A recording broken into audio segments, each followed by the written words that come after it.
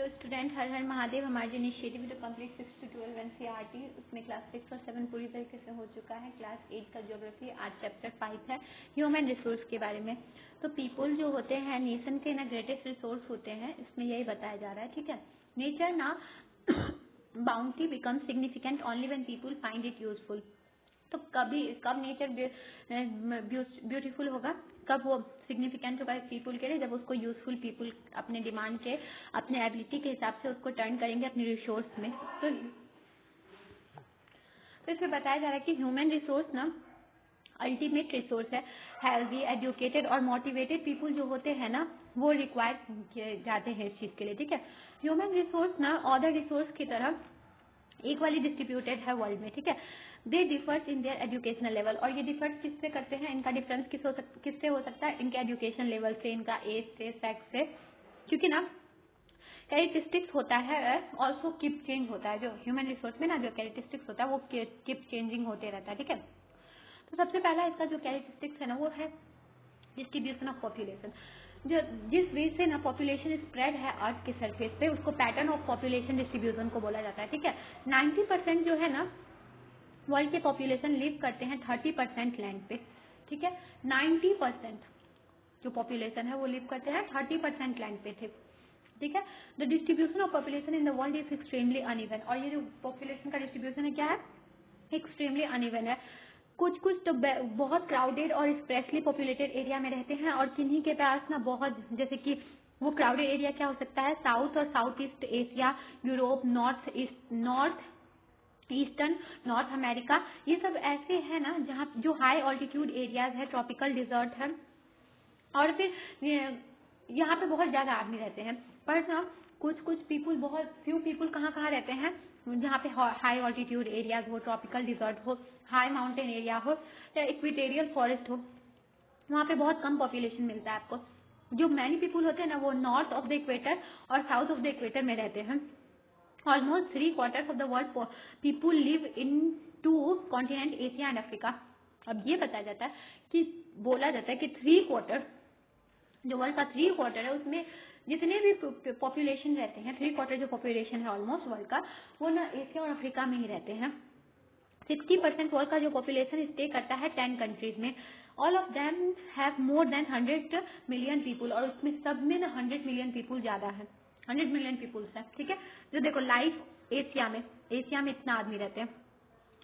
ये जो है ये साइन कर रहा है यूरोप के लिए। ठीक है, ये कर रहा है अफ्रीका के लिए, ये कर रहा है central life in central and south America के लिए, और ये कर रहा है नॉर्थ अमेरिका के लिए। ठीक है, और ये जो एक है ओशियनिक एरिया में, जैसे कि ऑस्ट्रेलिया में, न्यूजीलैंड में और पैसिफिक आइलैंड में जो रहते हैं, उनको लिख के दर्शा रहा है। ठीक है, वर्ल्ड पॉपुलेशन जो कॉन्टिनेंट के हिसाब से बताया जा रहा है। ठीक है, अब ये देखो ये 10 कंट्री है जहाँ पे वर्ल्ड का जो 10 कंट्री है जहाँ पे 60% जो वर्ल्ड का पॉपुलेशन रहता है। ठीक है, तो इसमें कौन कौन से है, जापान है, रशिया फेडरेशन है, निगेरिया है, बांग्लादेश है, पाकिस्तान है, ब्राजील, इंडोनेशिया, यूएसए, इंडिया और चाइना। ठीक है, अब उसके बाद ना डेंसिटी ऑफ पॉपुलेशन के बारे में बताया जा रहा है। पॉपुलेशन का जो डेंसिटी है ना, वो नंबर ऑफ पीपल के बारे में पता चलता है कि वहाँ के यूनिट एरिया पे कहाँ कितने अर्थ सरफेस पे वो सब रहते हैं।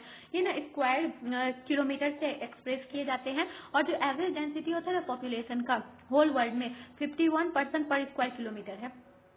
मतलब पर स्क्वायर किलोमीटर में ना 51% रहते हैं। ठीक है, तो south central Asia has the highest density of population followed by east and south east Asia.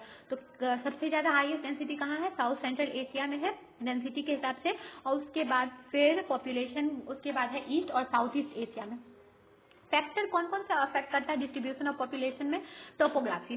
जहाँ का टोपोग्राफी अच्छा होगा, जहाँ प्लेन एरिया होगा, माउंटेन नहीं होगा, प्लेट्यू नहीं होगा, वहाँ पे सुटेबल होगा फार्मिंग के लिए भी, मैन्युफैक्चरिंग के लिए भी, सर्विस एक्टिविटीज के लिए भी। जैसे कि गंगा प्लेन, वहाँ पे देखो तो डेंसली पॉपुलेटेड एरिया है, क्योंकि वो सब चीज के लिए सुटेबल है। तो इसीलिए ना तो और फिर ना wild mountains like Andes, Alps, Himalayas are specially populated. और जबकि माउंटेन एरिया में देखो, प्लेन एरिया में बहुत आदमी रहते हैं, डेंसली पॉपुलेटेड होता है, जबकि माउंटेन्स में चाहे एंड्स का देख लो, एल्प्स देख लो, हिमालयस देख लो, यहाँ पे बहुत कम आपको पॉपुलेशन देखने को मिलेगा क्लाइमेट के हिसाब से।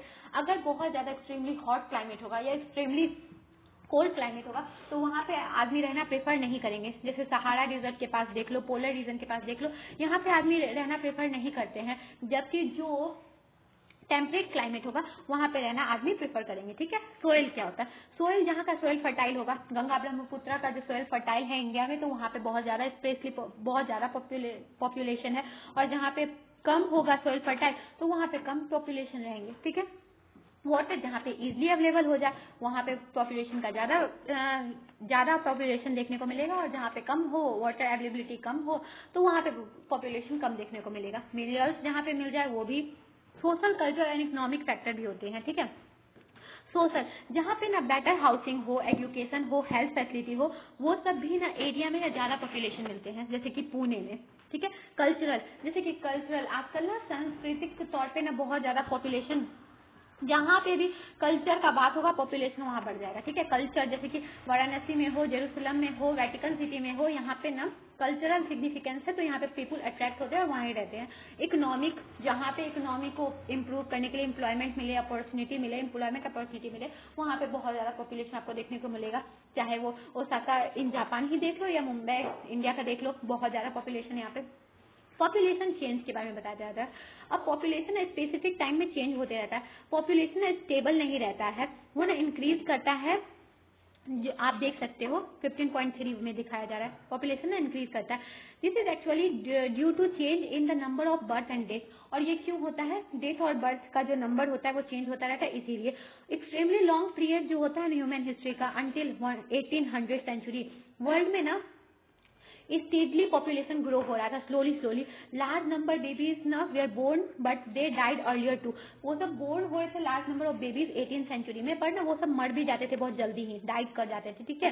तो इसी वजह से ना प्रॉपर हेल्थ फैसिलिटी नहीं था, सुफिशियंट फूड नहीं था, फिर इसीलिए ना पीपुल वहाँ पे डाई कर रहे थे उस टाइम में। ठीक है।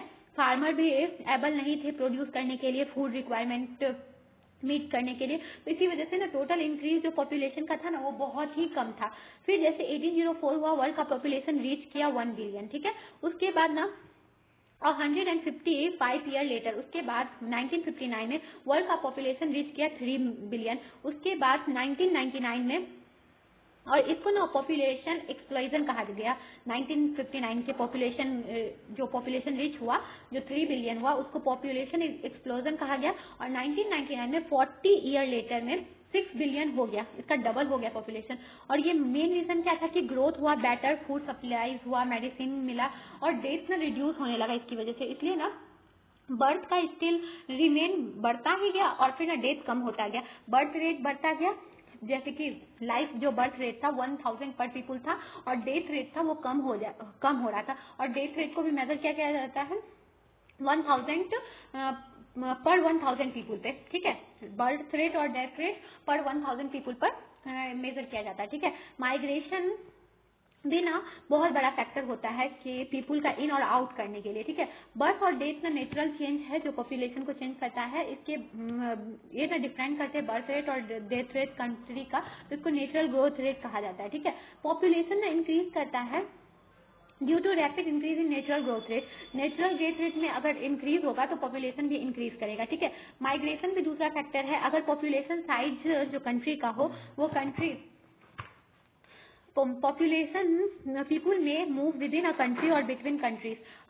पीपुल क्या करते हैं, एक जगह से दूसरी जगह जाते हैं, मतलब एक कंट्री से दूसरी कंट्री जाते हैं, और कंट्री के बीच में भी एक स्टेट से दूसरे स्टेट जाते हैं। ठीक है। ये भी फैक्टर है। इमिग्रेंट पीपुल ना लीव करते हैं कंट्री को, और इमिग्रेंट होते हैं वो ना अराइव करते हैं कंट्री में। जैसे कि ना कंट्री जैसे यूनाइटेड स्टेट अमेरिका में ना और ऑस्ट्रेलिया में इमिग्रेशन बहुत ज्यादा होता है, इन माइग्रेशन ज्यादा होता है। तो वहाँ पे क्या होता है, Sudan is an example of a country that experience a loss of in population due to out migration और इमिग्रेशन। तो सूडान से पीपुल जाते हैं, जबकि यूएसए और ऑस्ट्रेलिया अट्रैक्ट करता है पीपुल को, तो वहाँ पे पीपुल आते हैं, माइग्रेट करते हैं। ठीक है। The general trend of international migration is from the less developed nation.